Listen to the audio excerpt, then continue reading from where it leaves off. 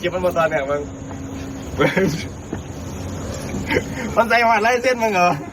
ไอ้นั่นเนี่ยซึ่งว่ามันไงเอาจริงๆแล้วก็บ่อยากให้ซักดอกมันหกร่างกายในตัวห้องกูมีรอยสักเลยเด้ปุ้ยมันเขาอินเตอร์นี่วะ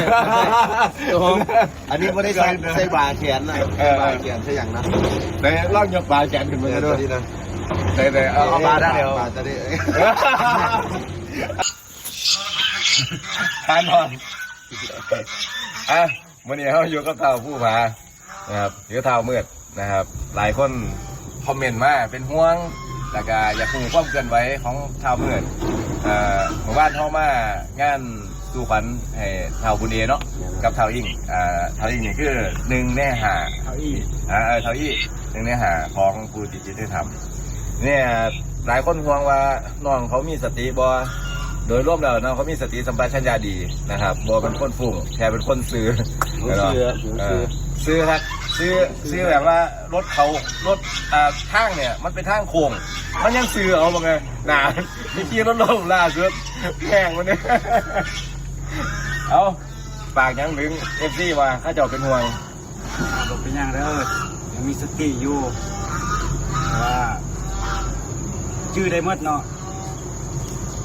เพียงแต่ว่ามันเดี๋ยวนี้มันมีเรื่องคิดหลายมันเบาบ่ออก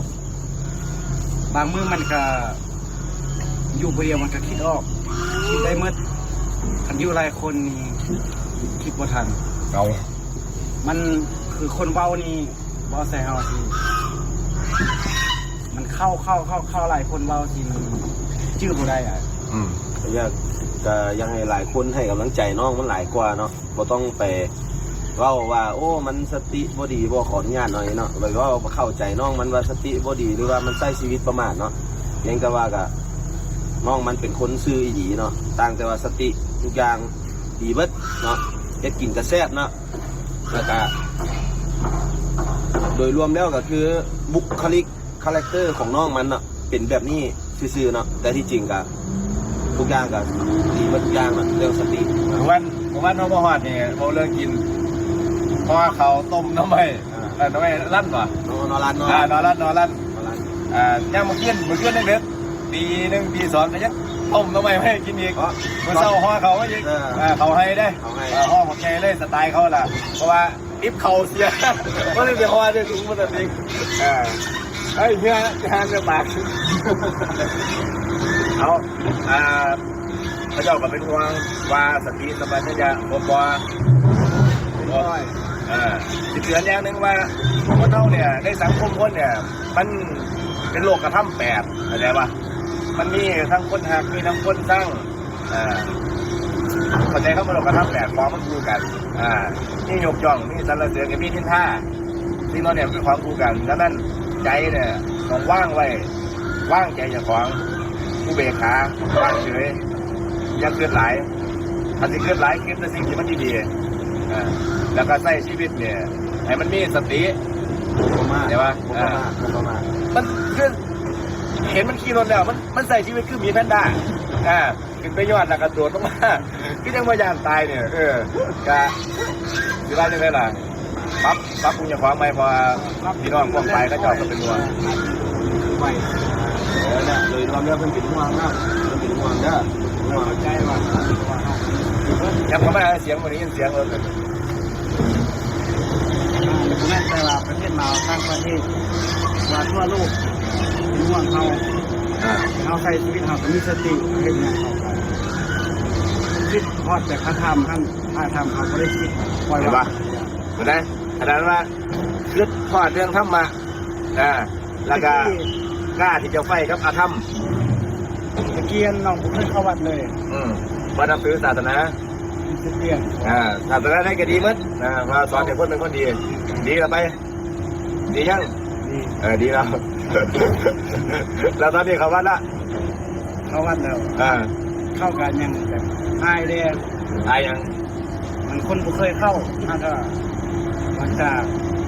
เรียนที่ทำมาแล้วก็ลงเรียนถ้าก็เข้าวัดเจอท่านนี้แล้วตอนเขาทำแรกๆว่าอายทำป่ะ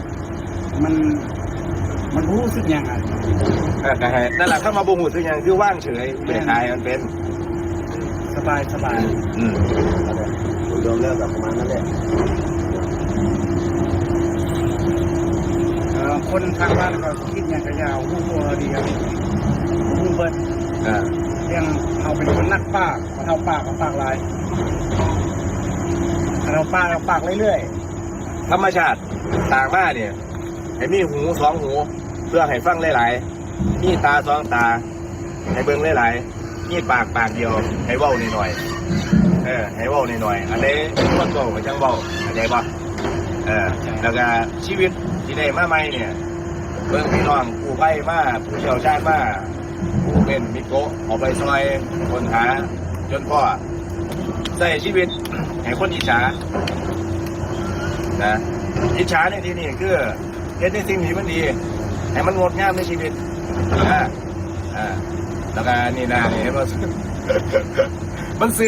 อย้อนมาทางโค้งมันกับบ่โค้งแต่มันเลื่อยไปเลยมันเสือไปเลยตรงทีนี่นี่ ๆถ้าคิดต้ม ไอ้ตรง คิดว่าแม่นทางย่างแม่นเงินเพิ่มมันเป็นคุ้มแดงเป็นทางย่างแดงแล้วฝนตกแล่นไวเลย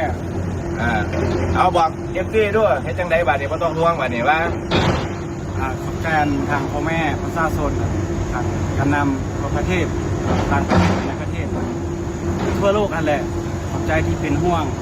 ตอนนี้ผมเป็นอย่างแล้วชื่อเมื่อทุกอย่างสติเต็มร้อยขอบใจเด้อที่เป็นห่วงพาเกิดใหม่ขอบใจเด้อ เอาเบิ่งอันสุดท้ายไปสักยันบ่ได้บอกว่าอันยันตัวนั้นเนี่ยเอาเขียนใส่เสื้อให้ป่ะตัวที่2กันป่ะ การสีขาว คือจังไดคือไปสัก มันผู้อ่ะคือว่าอยากซัก อยากนี่เข้ามาอยากนี่อยากแบบไหนเพราะยังคืออยากสัก คิดว่าคือตามกระแสข่าวพอดีญาติเขาคิดเครื่องใส่ อ๋ออยากเป็นเครื่องใส่เครื่องกั ถ้าน เขา ฟัง เขาก็ซักมาเป็นกระติกกันใจ ไหนเอาโชว์ด้วยวันนี้เห็นอยู่นี่ป้าท่านเห็นอยู่ ได้กับร้านมันขึ้นไปทุกขับหน้าแหกเลย